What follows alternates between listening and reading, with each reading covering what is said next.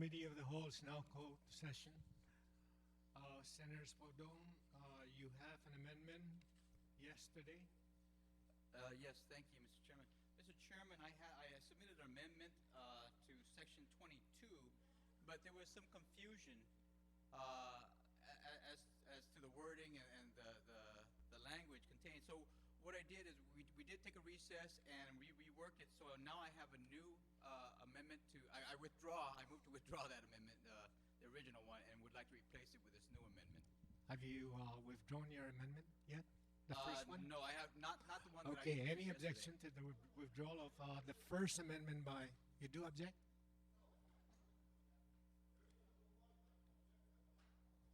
Okay, no, his motion is to withdraw his motion. Thank you, sir. Okay, no objection, so ordered. Okay.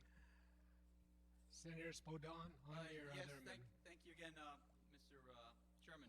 And I'd like now to make an amendment to Section 22, and I have a written copy of the amendment that we passed out to all the senators. And the concern yesterday that I had after consulting with the judiciary was that Section 22 in its language as it is right now basically would preclude them from hiring pro tem justices and judges, as well as law clerks and interns at the courts on a contractual basis, and that was a real concern. So again, now this amendment that I propose, language basically includes the words and contracts for the hiring of judges and justices, pro tem, law clerks, and legal interns at the Judiciary of Guam. And that's essentially the form of the amendment. Okay, on the Spodon amendment, Senator Simisu. Yes, Mr. Chairman, if the good sponsor of the amendment yield to this question,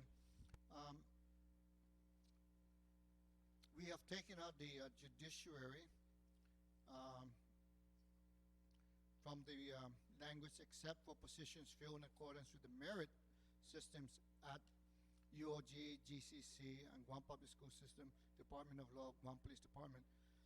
The legislature and licensed health professional, Guam Memorial Hospital, the Department of Public Health, and so forth, and contracts for judges / justice pro tem, law clerks, and legal interns in the judiciary.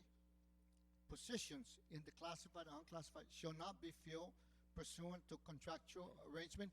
Does that mean that the new insertion and contracts for hiring of judges, etc., shall not be filled pursuant to contractual agreement?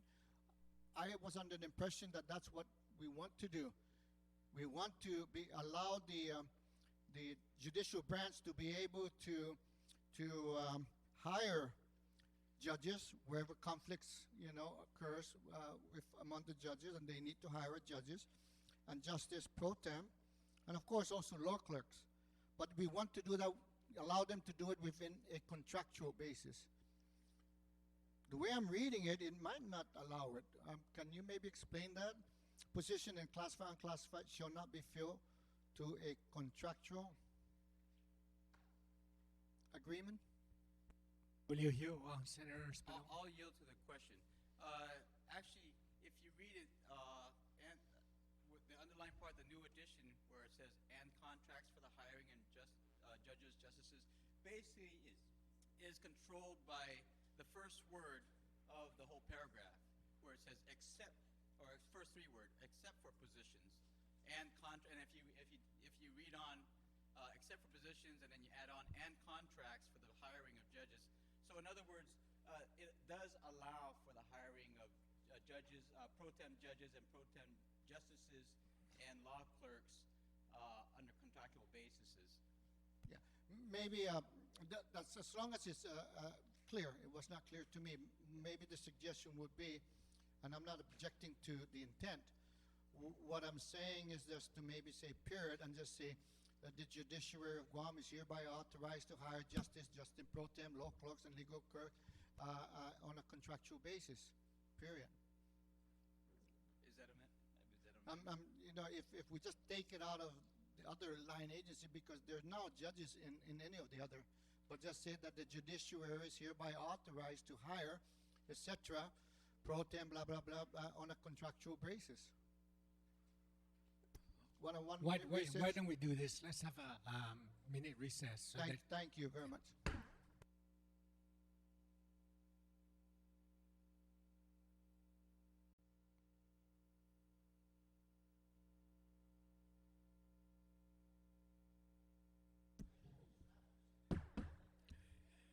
the Committee of the Whole is back.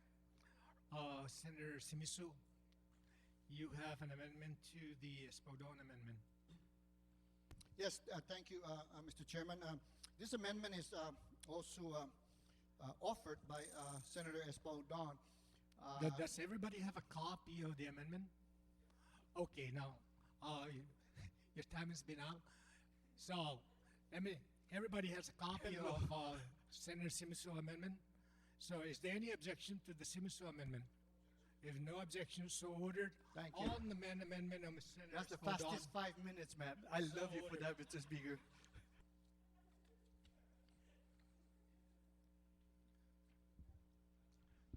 Okay, we're still in section 22 anymore? None, we are in section 23, temporary employment of retired correction officers. Page 71. No objection then. Okay, section 24, transfer authority of the judiciary of Guam. No objection, then we go to all the way 71, 72.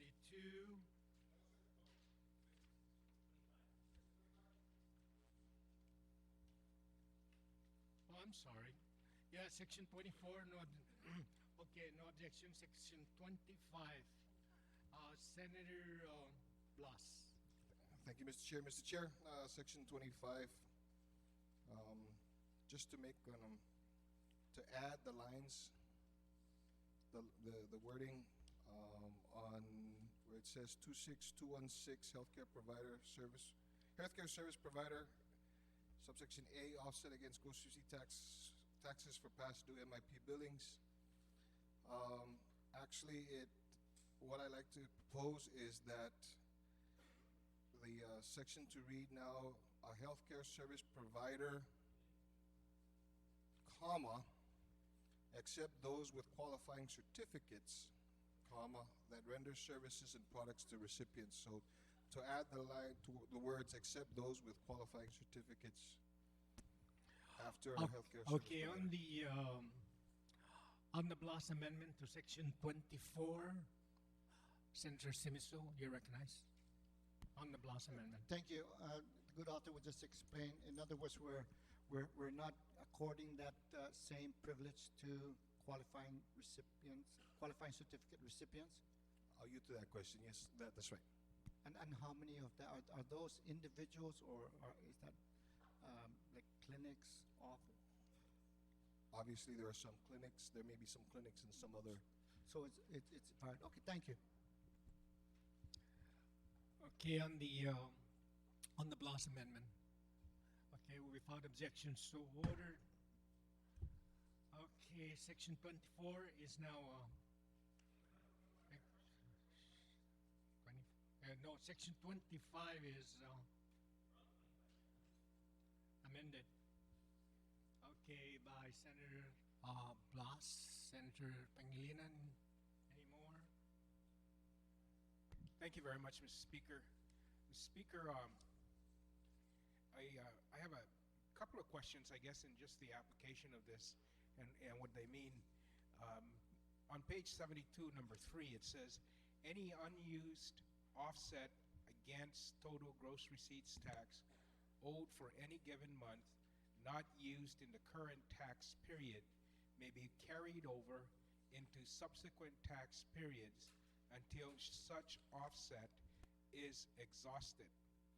Now, if I read that correctly, and my understanding of how this process would work was, if you billed the government of Guam $100 for services that you render to MIP patients, and your GRT payment for that month is $40, then you can pay the government $60 and offset the 40 in lieu of making the cash payment because the government owes you that money. Now, the problem I have with this is that when you read this, it seems to imply that if the government owes you beyond, or that you can put your offset beyond what the government owes you, or your liability beyond what the government owes you, because remember, your total GRT, because your business is not exclusively MIP, could be greater than what the government owes you. And I just want to make sure that we can't offset those liabilities and have you not pay those liabilities, offset your MIP, and then wait for you to incur more MIP and then credit it against that the next month. If that occurs, then that means you're getting an offset for services you may not have provided yet. And I just want to clear that confusion, because to me, if I read that, it means any unused offset. So that means you can already offset more than what the government owes you, because you're going to have an unused offset. Against the total GRT owed for any given month, not used in that period because the government owes you less, you don't use all of the offset, or the other way around, and you can carry it forward. So I'm just, maybe I'm just totally misreading that, but it's confusing enough for me to point it out, and I think there's some concern there that I have. In line 5 also, where it says the government shall not be obligated to make payments to vendors for services in which an offset against GRT owed for any given month has been exercised. If you just read that, it kind of doesn't imply definitively that anytime you offset something, it is in lieu of a cash payment. So we need to be very clear on that, and perhaps an amendment should say that then any amount offset shall be deemed as a payment towards that liability and shall release the government from any further liability for the cost of that service. So I just think we need to be clear on that, and this section does not make that very clear. It leaves a little bit of question in my mind. And then on Part B, the reimbursements, the Department of Revenue and Tax shall be reimbursed for all reductions in GRT collections as a result of the gross receipts tax offsets. The Department of Revenue and Tax shall assess public health and other government agencies responsible for the amount of the offset taken by the vendor. I don't understand the rationale or that of what are we trying to say in that is now, because GRT payment is made at Rev Tax, the payment is not really to Rev Tax, the payment is to the government of Guam. And the Rev Tax is a collection point and a collection agent for the government of Guam. So why are we reimbursing Rev and Tax? It should be a reimbursement of the general fund, or a reimbursement of, it's a little bit cloudy for me, that portion of the bill which says that we're going to reimburse Rev Tax now, when it really, Rev Tax is not an entity in itself that the payment is made to. It's made to the treasurer of Guam. So that's a little awkward for me. And so those are the questions I have, with regards to this, and I'll leave it to the good judgment of the committee chair if they feel that those merit some amendments or so forth. And perhaps if I had a little bit more time, I could work on some amendments. But I think those questions in my mind are significant enough to bring forth and at least put for the record in case we move forward on this program. Thank you. Thank you. Senator Calvo. I'm not yielding to a question, but I'd like to just, for information's sake, advise, again, the previous speaker, as well as members of the body, the particulars as to Section 25. The reason for Section 25 is mainly because this particular section has already been enacted into budget law. So again, the problem, of course, since it was enacted as a budget law, it would not carry through for more than the term of that budget. So basically, what Section 25 does is it basically codifies it. Again, some of these some of these questions you have are actually valid. It's just that this is basically a codification of what has already been currently law, but based on a previous budget law. I do recall, and again, I'm at least for information's sake, on 3, I think that particular portion was the intent of 3 was that if, let's say, the government of Guam owes this company $100 for providing services for MIP, but that company will only needs to pay for that period, and I think it's paid on a quarterly basis now, not a monthly, but on a quarterly basis, it owes $80. So it can take the offset of $80 from the $100 that it owes, and that leaves still a balance for the next quarter. Let's say the next payment period. There is still amount owed of $20 from the government of Guam for the MIP service. So that $20 balance can be used in the next period. And I think that was the intent of that particular provision. I'm not too sure if there's more suggestions how to get that more clear. On the next one, my apologies, Senator. Which was the next question on 5? Oh, the government. Number 5, the government shall not be obligated to make payments to vendors for services in which an offset against gross receipts tax owed for any given month has been exercised. I think the reason for this language, I remember when it was being drafted, is the concern that the vendor will take an offset for the amount that was past due, but then go ahead and receive a payment later on for that same offset that was taken. I do agree with you. Maybe there needs to be better language, and you made a statement earlier that would maybe more clear, but I think that was the intent for that particular provision there. And again, I'm open to whatever language would be necessary to maybe clarify that. And then there was one last one, which was okay, B, reimbursement. The Department of Revenue and Taxation shall be reimbursed for all reductions in GRT collections as a result of gross receipts tax offsets. Department of Revenue and Taxation shall assess.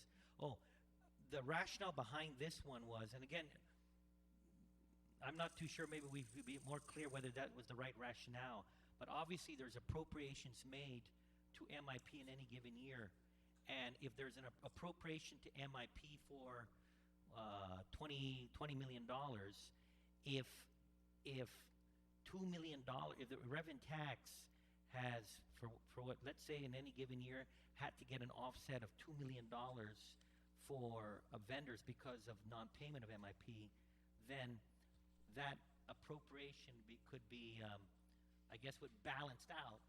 And in fact, I'm not too sure in that language whether it was even necessary, but I think it was more of a balancing act. And I don't even know if it's understand relevant. the accounting that needs to occur on that, but the language says you're going to reimburse rev tax.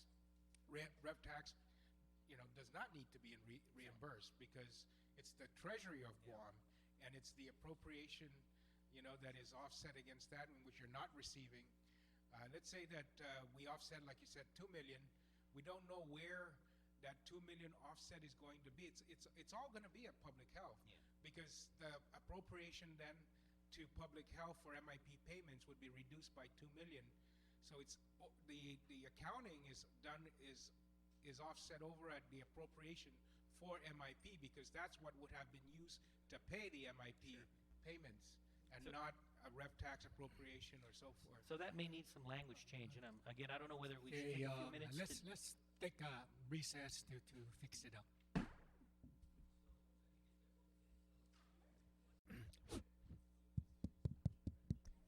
The Committee of the Whole is back.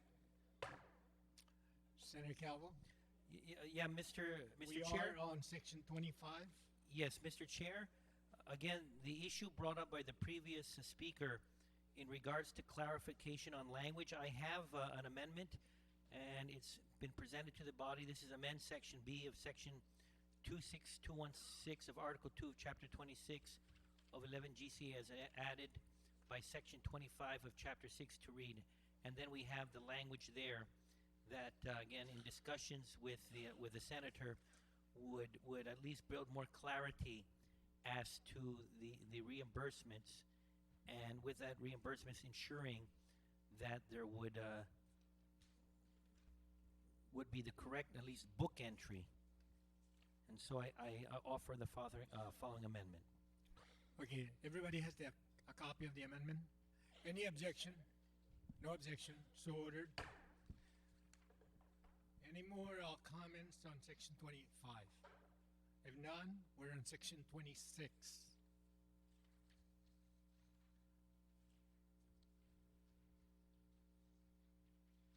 No objection. Then 27. Section 27. No objection. 28.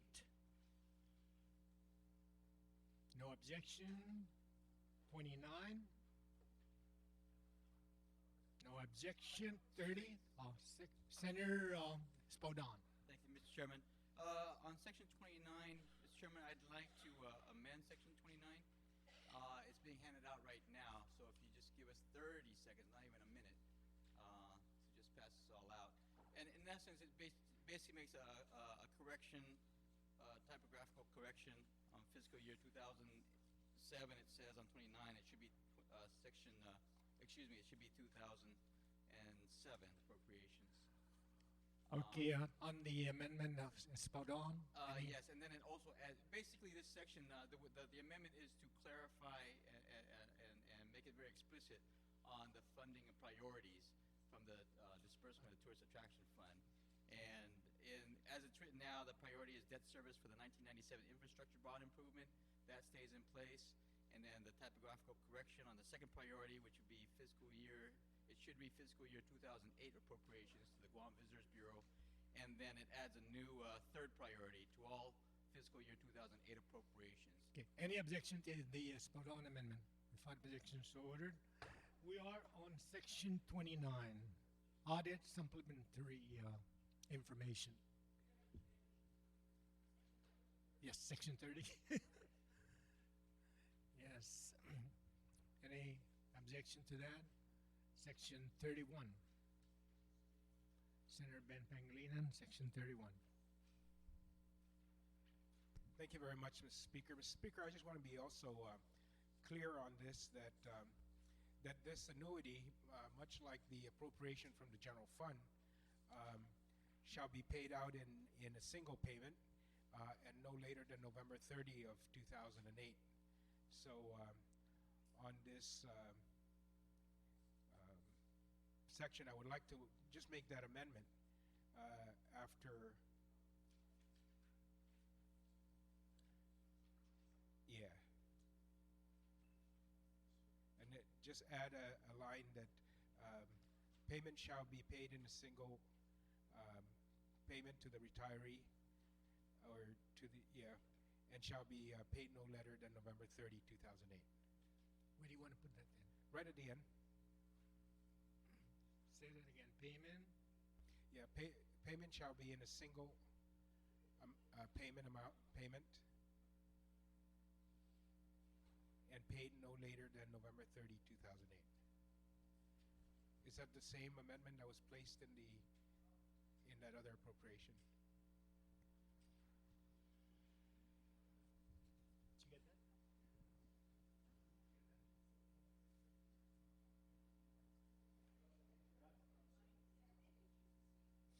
Yeah. 2007. Yeah, 2007. Yeah. Sorry, 2007. 2007. Paid no later than 2007. November 2007. Not fiscal year. No, not fiscal year. Just the date. Okay. On the, Senator Respicio on the Pangilinan. Thank you, Mr. Chairman. I don't oppose that amendment. And for the sake of consistency, The earlier amendment we adopted that pays the cost of living allowance, the $1,100, did not reflect the November 30, 2007 requirement. So could we also authorize the legal counsel to make that technical correction for the sake of No, I consistency? cannot allow legal counsel. That's not a technical.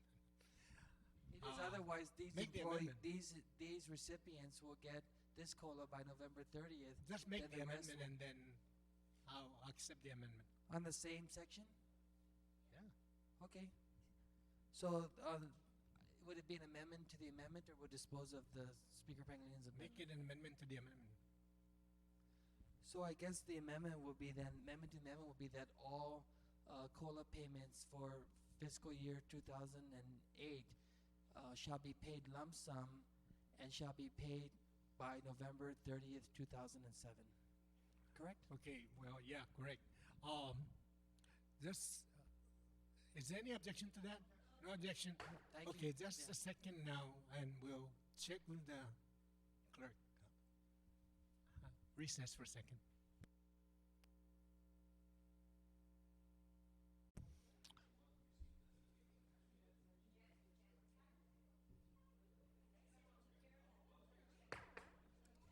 Okay, the Committee of the Whole is back.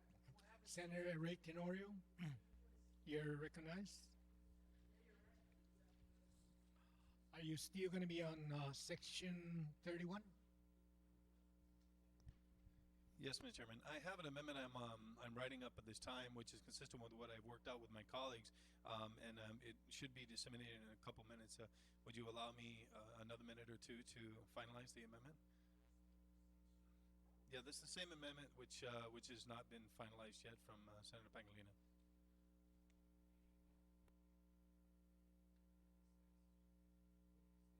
So we'll recess until, yeah, one legislative minute.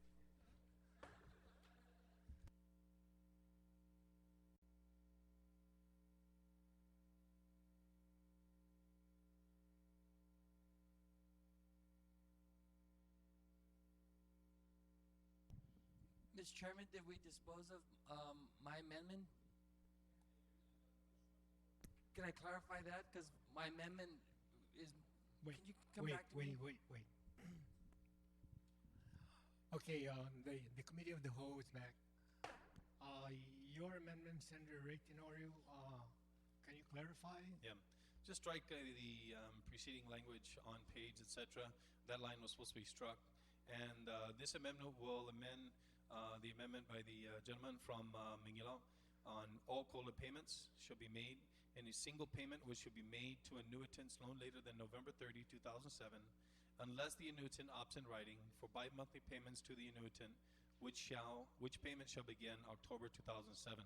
So here, we're not changing the previous language, but all COLA payments shall have the same application. Okay, clarification on the Tenorio's amendment.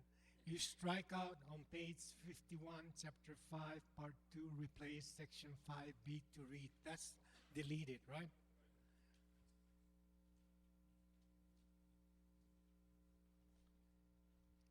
And now what Senator Tenorio wants to do is to further amend the amendment made by Senator Ben Pangilinan to make it clear that all COLA payments shall be made in a single payment which shall be made to annuitants no later than November 30th, 2007, unless the annuitant ups in writing for bi-monthly payment to the annuitant, which payment shall begin October 2007.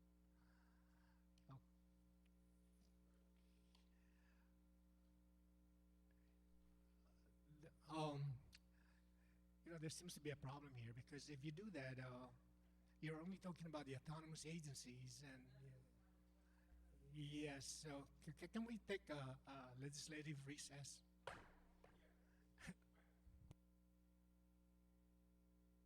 Okay. I have not accepted the Tenorio's amendment yet, but there seems to be an understanding now with Rory, Respicio, and Pangilinan to make it clear that it covers the three branches of government and the autonomous agencies as well. Senator Respicio. Thank you very much, Mr. Speaker. Mr. Speaker, Section 31 deals with the autonomous agency COLA annuity share, and it would require that these agencies reimburse the general fund for their employees who are now retirees who are going to be receiving this $1,100. What Senator Pangilinan did, Speaker Pangilinan did, was in Section B, he amended it to also say that payment shall be made in a lump sum payment and shall be made by November 30th, 2007. Now, I recognize that as an opportunity to have the legislature address what we did yesterday when there was a reconsideration to allow for a one-time payment as opposed to spread out over 24 payments. And so I thought we would amend Speaker Panglian's amendment, but it's now probably clearer if we add a new Section C, and it'll read, because this Section B only deals with these autonomous agencies, we have to address all other COLA recipients. So the new Section 31C would read, all COLA recipients for fiscal year 2008, regardless of the funding source, shall be paid in one lump sum payment and shall be paid by November 30th, 2007. And then Senator Tenorio, to address his concern, would add the sentence to this amendment that reads, unless the annuitant opts in writing for bi-monthly payments to the annuitant, which payment shall begin October 2007. And I offer this as an amendment for the body's consideration, and I further make an amendment that the legal counsel be authorized to make the technical amendment so that Section 31, this autonomous agency's COLA annuity share title, will be more reflective of the legislature's intent should this amendment pass. Okay, let me just accept your motion right now, your amendment, as amended by Senator Ray Tenorio. Okay, any objection to that? Okay, without objection, so ordered. Okay, the other amendment, of course, is what's the other amendment now, Senator Respicio? Thank you, and that the legal counsel be authorized to make the technical amendment so that now this entire section not only addresses the autonomous agencies, but all the other agencies as well. Okay, there's no objection. We're on Section 32. Senator Frank Blas. Thank you, Mr. Chair. Mr. Section Chair. 32 has a subsection A, B, C, D, E, F. It's up to from 75 to 77. Senator Blas. Thank you, Mr. Chair. Mr. Chair, my amendment is specifically to subsection B. With regards to the penalties for the violations, this amendment, as proposed, Mr. Chair, is also co-sponsored by Senator Tina Rose Munoz Barnes. Okay, so. Okay, that's no problem. All right, No, thank you. So I can move on. Basically, what the amendment is to delete subsection B3, and then subsection B4 now becomes the new subsection B3, but now to read, a third offense shall result in the permanent revocation of benefits from the program in question. Okay, on the Blas amendment, Senator Palacios.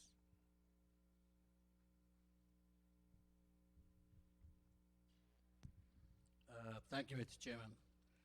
Just for the information regarding Section 32, I think that this is a new provision added on to the emergency appropriation bill back in March.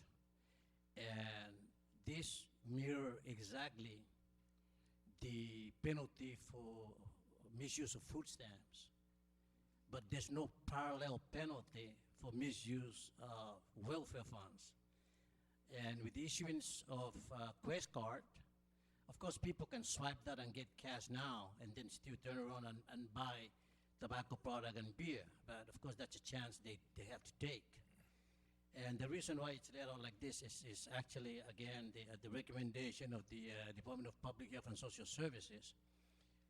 And the B and C is an actual mirror for the penalty for the misuse of food stamps.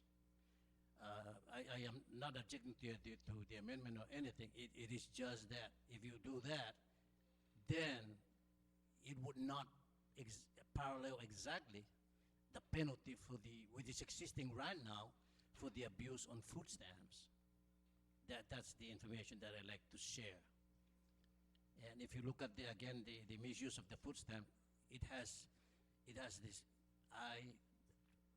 these 4 items under B and 4 items under C for the food stamp part. So this is a new, by the way, new provision. Only this year was included, and I guess it's repeated in this budget, in the exact statute, exact write-up. Thank you, Mr. Chairman. Okay, let's have a second recess.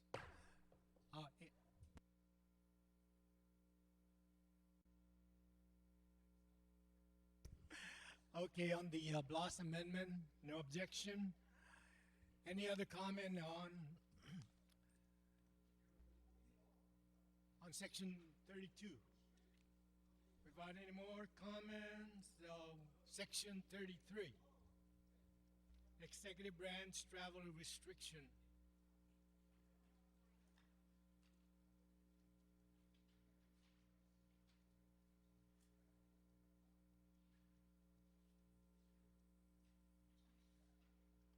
You want to do this?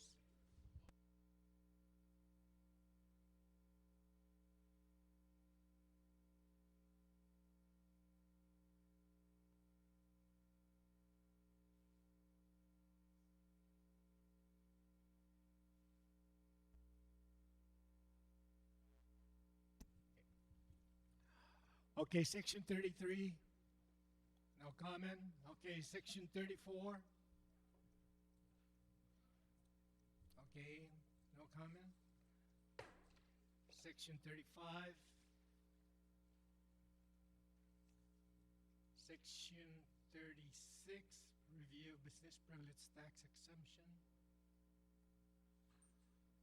No comment. Section 37, realty conveyance. No comment. Section 38.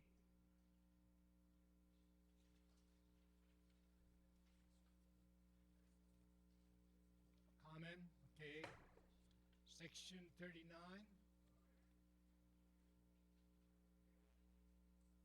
Senator Spodon. Thank you, Mr. Chairman. Under Section 39, Mr.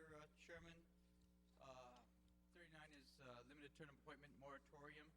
I would, and then it lists the exceptions to the moratorium, as it itemizes A through item J, and I would like to add a new subsection K. And I believe it's being passed out right now. Is it all passed out? It's all passed out right now, and basically the new subsection K, the amendment to this section would be to allow Department of Public Works and Guam Environmental Protection Agencies to hire licensed professional engineers. Okay, on the Spodon amendment, Senator Wampat. Thank you, Mr. Chairman.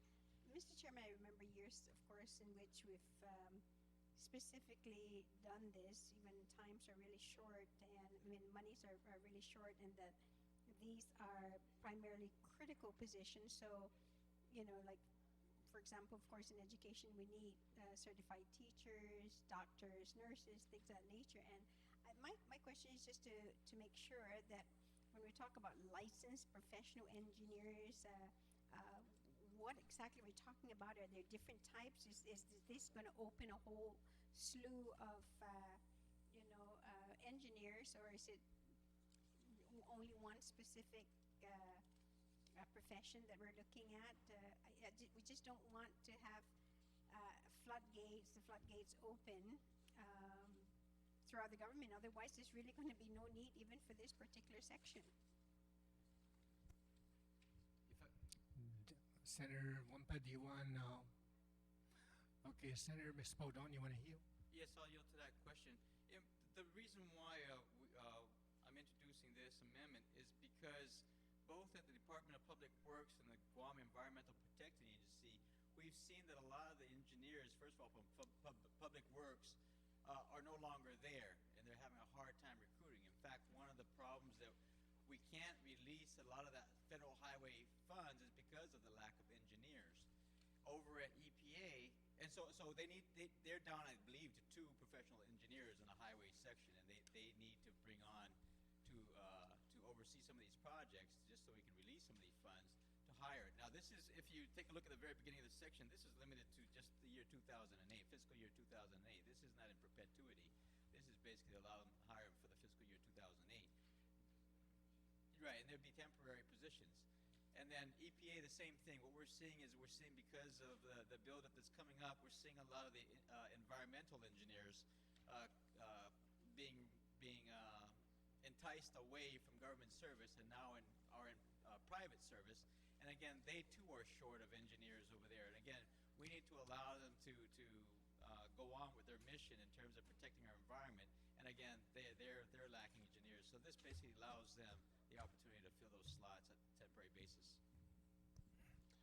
Thank you, Mr. Chairman. And I do have one other question, is that whether by allowing these 2 agencies then to hire licensed professional engineers, would this mean having to later on increase their budgets either now or for a supplemental budget, or would this be within their personnel, O1 budget in operations? Will you yield to that, Senator Spadon? I'll yield to it. And as my understanding is they would have to work within the budgets. Okay, well, on the Spadon amendment, any objection? Okay, without objection. Okay, it's passed. Okay, section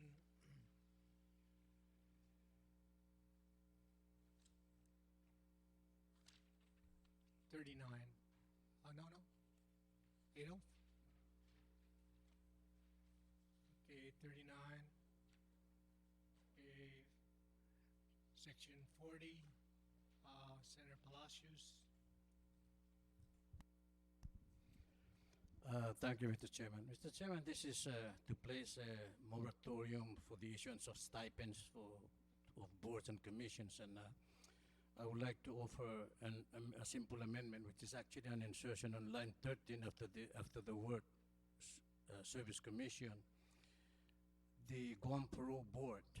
And the reason is that I guess sometimes in the past there was a case brought, I guess, a suit against this government for petitioners who are qualified for parole hearing, but because the parole board were not able to come together, I guess, for a quorum and so forth. So I just wanted to clarify. What line here do you want to? Line 13, sir, on page 682, after the words Service Commission, and then comma, and then of course you insert the Guam Parole Board, and then of course continue on, and other boards or commissions.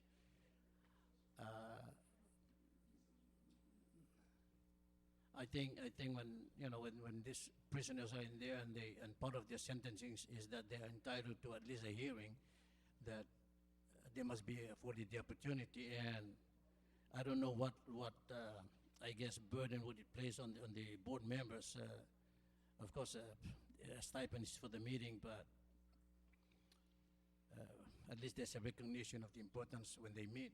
So I offer that amendment, and I hope the colleagues recognize that. Thank you, Mr. Chairman.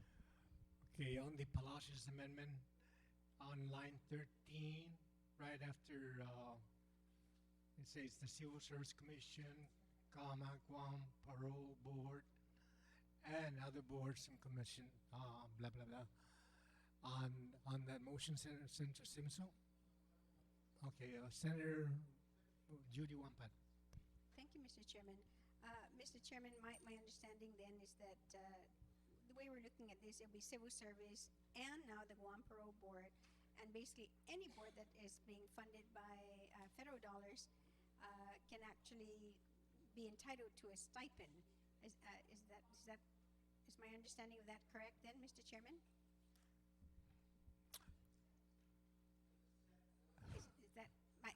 just want to make sure that I'm really understanding this, that it's only then the You're, okay, who do you want to heal?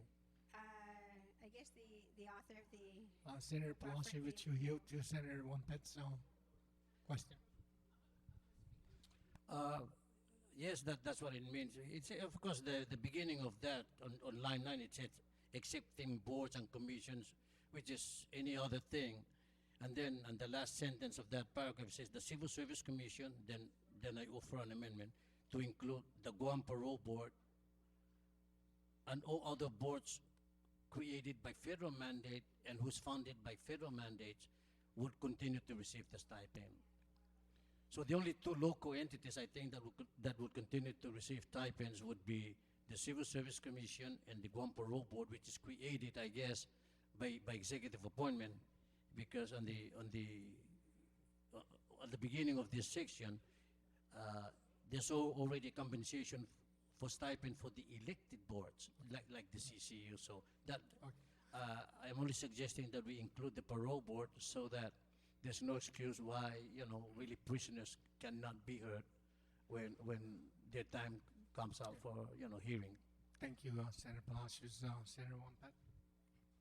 Mr. Chairman, then my only other question, but I don't know if the chairman who has oversight of DOC will be able to answer this question, because it would mean then that if they're going to be exempted from this, that means they were going to pay them a stipend. I'd like to know then whether they'll be able to do this within their budget, whether itemized or not, and it can just fall within the total operations budget to address these particular stipends, or maybe even the chairman or from OFB. So, okay, does anybody want to yield to the question raised by Senator Wampet?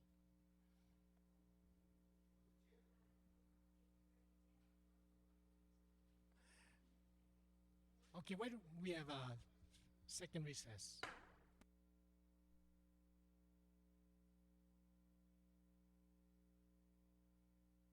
Comment on section 40. Okay, Senator Guthertz, then Senator Simiso. Thank you, Mr. Chairman.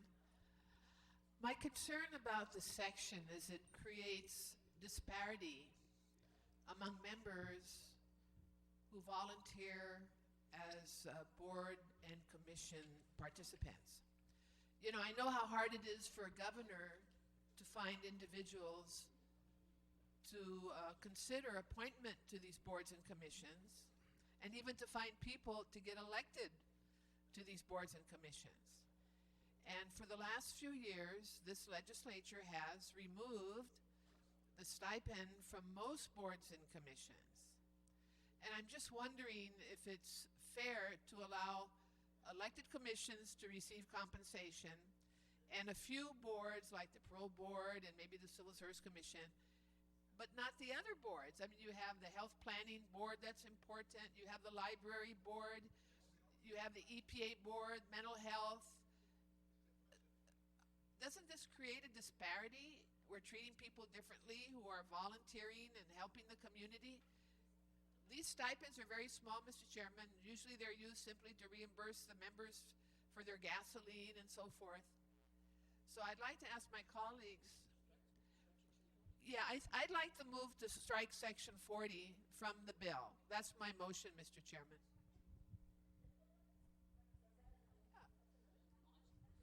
Citizen participation in government is very important. Wait. Okay, Senator Guthertz amendment now is to delete section 40 in its entirety.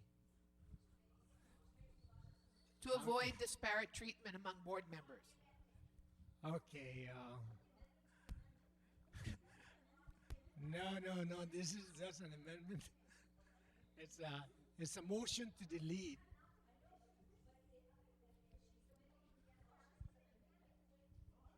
No, this is not not this takes precedent to delete. So that means that everything becomes moot after that. Yeah, so, okay, section 30 to delete. 40. Okay, yes. Okay, on the motion to delete the entire section 40. The entire section 40. Okay. On that motion to delete of Senator Spodon. Thank you, Mr. Chairman. I understand the good senator's concern and whatnot. My question is actually a very basic question. That if we do delete this section, that means that we do reinstitute payment of their fees as board members. So the question becomes, do we need, since the rules were set earlier on, that if we're going to have to appropriate, in other words, it seems like this would be an appropriation then, where are we going to get that money from? I don't know who to ask, but it was just one of those questions that, going back to the rule, that if we're going to put money someplace, where are we going to take money from? And simple question, I'm not sure what the answer is. Well, then I'll ask the author of, or the mover of the motion then. Mr. Chairman, I would say that. You, Senator Gutherts? Yes, Okay, thank you, Mr. briefly. Chairman. Mr. Chairman, I think that we're not talking about a lot of money here. I think the agencies internally should be able to identify the funds for their board members. That would be my thinking. So we don't have to appropriate extra funds. Okay. On the Gutherts amendment to delete. Okay, Senator Simisu.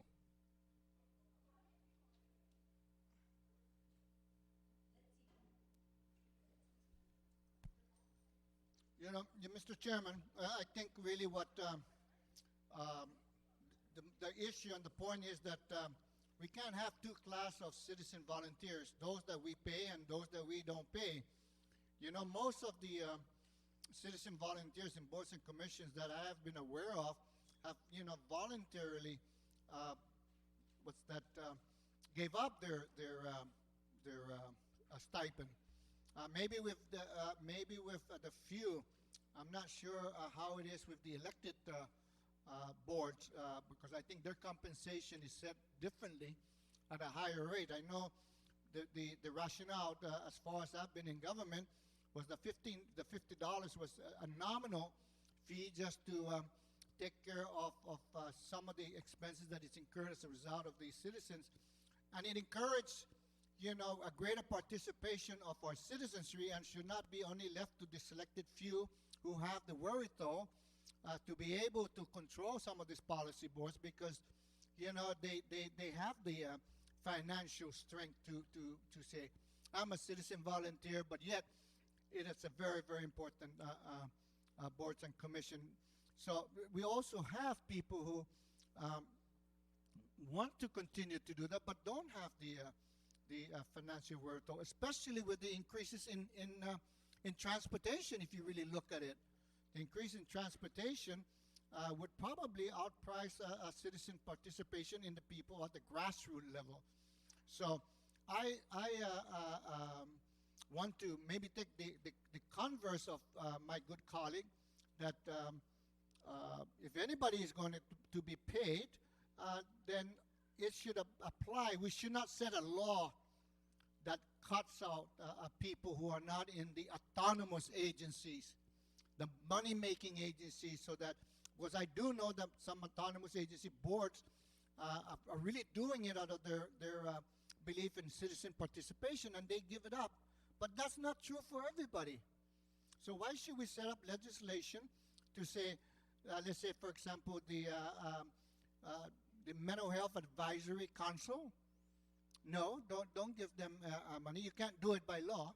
There's a moratorium on those citizens, and then there's a moratorium on community-based councils. I believe that if the intent is to save money, I don't think that we should put it on the backs of all those other advisory citizen participants and say, for the others you can have it. That's not the Pacific Island way. We either all, share in that process, or we all don't. So Senator Gutters is saying that no, everybody should not get it, and that includes the elected boards. Everybody or nobody. So what I was saying is everybody for everybody. Thank you, Mr. Chair. Thank you very much, Senator Shimizu. On the Guther's amendment, Senator Wampat.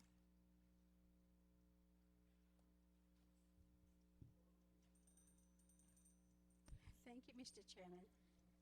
Mr. Chairman, after listening to the arguments of my colleagues, I can truly appreciate, of course, this parity where it would be either all or not at all.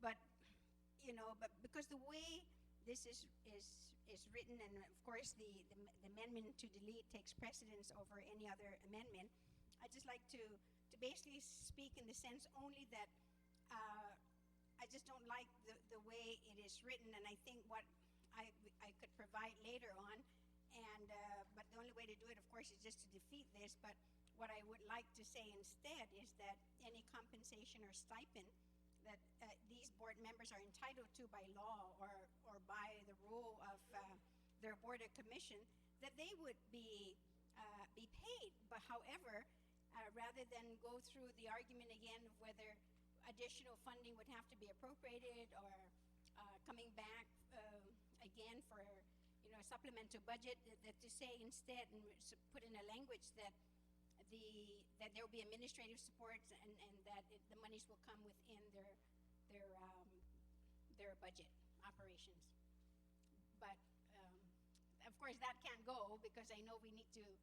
I'm encouraging my colleagues to go ahead and delete this so then I can go ahead and submit this other amendment so that then they can all be paid and stay within their budget. Okay. Thank you very much, Senator Wampat. Again, on the amendment as proffered by Senator Gutherts, if there's no other comments, if there's any objections or no objections, there's an objection to the amendment. There's been an objection to the amendment. So let's, if you can see, show of hands, those in favor of the Gutherts amendment, please raise your hand. 1, 2, 3, 4. Amendment fails. I'm going to take a couple of minute recess. Oh, in a second, you're still on 40, right? Okay, so on 40, Section 40 has been deleted, but you want to make an amendment? Yes, thank you, Mr. Chairman. You're right. I can have this Xerox, but just let me read it so it'll be, and I'm sure my colleagues would all agree. And it will read, board and commission meeting stipends. Any compensation or stipend entitled by law or rule to a board or commission member for attending a regular special meeting shall be made from the operating budgets of the departments or agencies responsible for the administrative support and operations of such boards and commissions.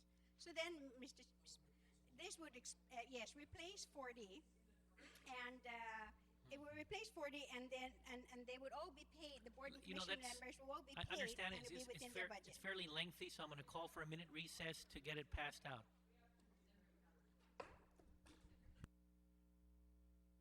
Was the motion to delete Section 40 was defeated, we went back to the main amendment, or an amendment to the main, to Section 40, which was proffered by Senator Palacios. So again, I inadvertently moved from his amendment, and my apologies. Senator Palacios, you still have the floor.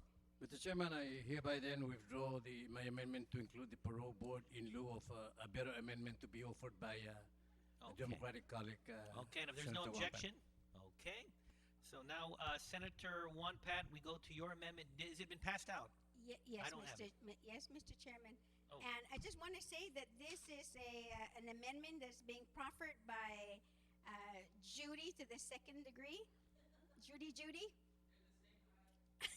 So I hope my colleagues are able then to read it, although I've read it now to them earlier, so I'm hoping then that they'll support this amendment. On the Judy amendment, is there any comment? Senator Shimizu has a comment. Senator Shimizu. Thank you, Mr. Chair. Again, if I understood the genesis of the original language was a cost containment, except that the spread of the cost was only not on the autonomous or elected board. But one of the things that if I was thinking about is that should the anybody wants to give up their stipend and they want to do that on a voluntary basis, can still do that. And because anytime we say shall, they say, well, I have to receive this money and I can't. So maybe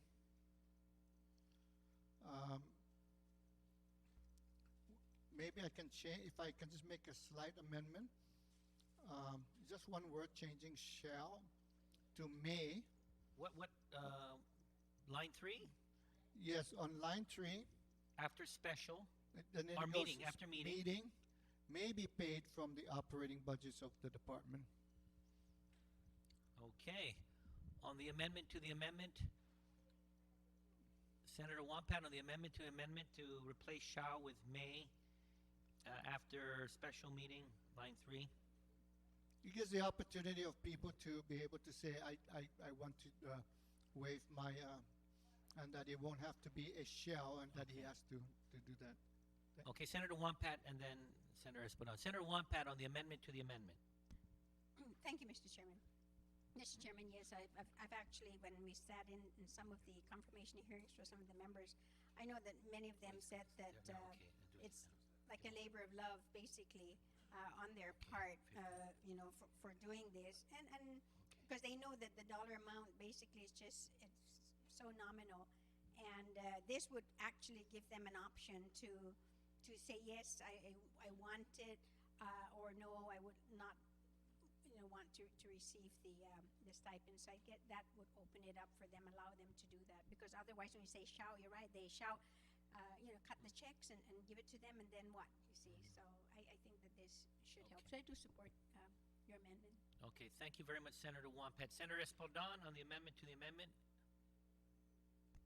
I understand fully Senator Shimizu's concern. However, I'm not sure that that change will address that situation of what his intention is. I think that perhaps a clearer way to address Senator Shimizu's concern is at the end of the sentence is add on another sentence saying that any member may elect not to receive any compensation. Right, because basically the way the amendment reads right now. No objection. Yeah. No, Chairman's not going to amend an amendment to an amendment. No, there are 2 amendments here, and we're going to.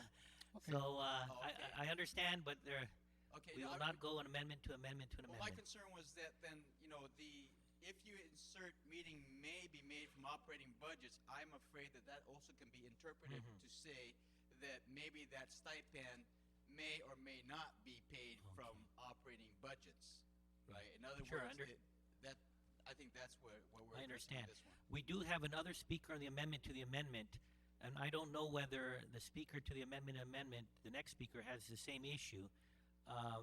If he does have the same issue, then we could always go, again, I'm looking to the body, you could always call for recess and we can straighten this thing out. Sure, just point of order, Mr. Chairman. There is an amendment, you're right, can we dispose of that? Okay, then there's an amendment to the amendment. Once you dispose that, Continue then on. we can go on Sure. to vote on that. Thank you very much on your comments, Senator Espaldon. On the amendment to the amendment, Senator Palacios. You mean on the Shimizu amendment? On the amendment to the amendment, replacing shall with may on line 3. Okay, my concern with that, and again, I tend to agree with the Senator Espaldon, is that when you replace the shall with a may, I mean, I like to trust this government that there's nothing preventing this government from trying to talk some of these members out of getting the stipend. And say, hey, well, can we forego this month and until this and that and that and that? We just give it to them and then let them elect by a separate sentence. If they don't want it, then they can waive such stipend. But the government must be imposed upon the government to pay the stipend. Period. Now the member has to elect that. That way, all I have to do is just, if I were a member, just remain silent. But if you substitute as it is right now with the proposed amendment, the Simmons amendment, again, the government, the director can very well just try and talk these people into, you know, could we waive this month until next month and whatever? And to me, that's not fair. So that's my concern. Okay. Mr. Chairman, I Thank will you, Senator. withdraw my, Okay, would thank you go very the much, Senator May- Palacios. Senator Shimizu, you can close on your amendment to the Okay. amendment. Would you like to close? Thank you. Yes. You know, I would be willing to withdraw Okay. the May to shelf, but I would like to offer and proctor an amendment Okay. instead of that, and that would be Senator Espaldon's verbiage. Okay. And we can take a 1-minute recess so he can write it up. We'll take that recess. Thank you. Okay. Okay, the committee of the whole is back in order. Senator Shimizu, you left the floor by, again, withdrawing your earlier amendment. You have another amendment? Yeah, Senator thank Shimizu. you, Mr. Chair. I want to offer this on behalf of my good colleague, Senator Espaldon. I think the verbiage that we put together here is on page 82 of the following sentence at the end of section 40. However, quote, however, comma, board and commission members may elect to not receive compensation for attendance at such meetings. That should take care of that. Okay, and if there's no comment, no objection, amendment carries. Thank you. On section 40, Senator Wonpat. Thank you, Mr. Chairman. I think we need to make one more amendment only because I didn't realize that when we talk about the operating budgets of the department, that we're not just only talking about general funds because there are actually fees. So there are appropriated and non-appropriated funds. So my amendment then is to delete the word operating, and it just comes from their budgets. So that means whatever fees go in there, they're non-appropriated or whatever the appropriations are, they will be able to still use their budgets to pay. Where is that? The word operating from the operating budgets, just to remove operating. Delete the word operating. I don't see operating. The third, yeah, it's on my amendment. The third line. Okay, if there's no objection? You got that? Okay, no objection, amendment carries. That dispenses with section 40. So we will recess until 9 o'clock tomorrow morning. What?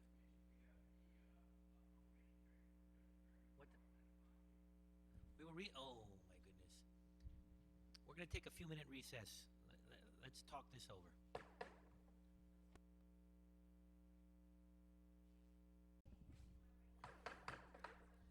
The committee of the whole is back in order, and just for clarification's sake, we're recessing not 9 o'clock till 9 o'clock tonight, but 9 o'clock tomorrow morning.